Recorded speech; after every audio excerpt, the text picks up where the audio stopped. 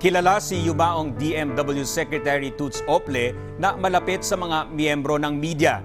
Kaya naman ngayong gabi ay inilaan para sa mga naging kaibigan niya sa industriya at mga naging katuwang sa pagpapalaganap ng kanyang advokasya. Patuloy naman ang pagdagsa ng mga OFW na nakatanggap ng tulong mula sa kalihim. Nasa Heritage Memorial Park sa Taguig ngayon si Noel Talakay, kaugnay sa sitwasyon doon. Noel.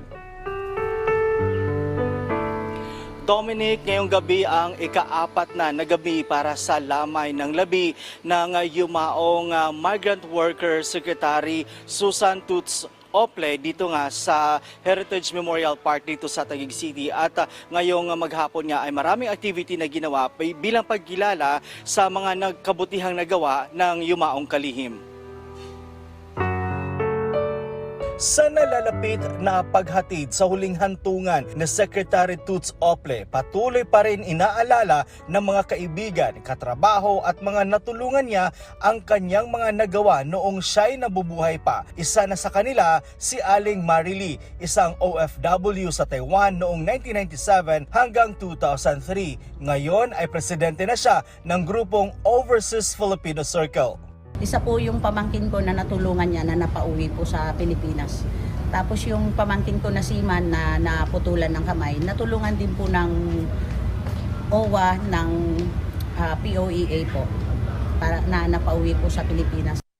Hindi rin malilimutan ni Federation of Free Workers President Attorney Sonny Matula ang naiambag ni Secretary Ople para sa mga OFW. Naging instrumento anya ang kalihim sa pagkatatag ng kasambahay law at sa pag-ratify ng isang convention na nagbibigay proteksyon para sa domestic workers. Marami kami mga sulat sa kay Secretary Ople na nagawa ng paraan ng Department of Migrant Worker at natulungan na maibalik sa Pilipinas yung mga workers na yon. Bumisita rin si San Jose del Monte, Bulacan Representative Rida Robes. Kwento niya, family friend nila ang pamilya Ople at halos kasabayan niya sa paglaki ang kalihim. Kaya naman bilang kongresista, kanyang titingnan kung ano pa ang mga advokasiyang naiwan ni Ople para maisakatuparan ito, lalo't para naman ito sa sambayanang Pilipino. Papaguide kami kay Estel sa anak niya. So malalaman ko kung ano pa yung ibang mga naiwan niya para kahilingan niya para sa sambayan ng Pilipinas.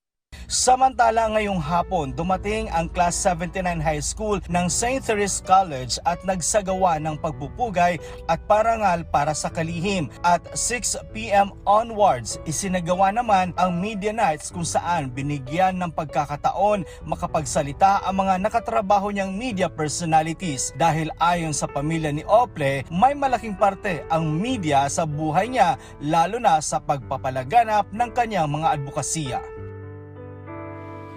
Dominic, sa mga oras na ito ay nagsasagawa na ng misa at pagkatapos noon isusunod na ang Media Nights. Yung mga personality naman na dumating dito ngayong araw ay si DOLE Secretary Silvestro Bello III at ang Deputy Governor ng Bangko Sentral ng Pilipinas na si Bernadette Romulo Puyat at inaasahan din na darating ngayong gabi si Senator Win Gatchalian. Dominic? Maraming salamat, Noel Talakay.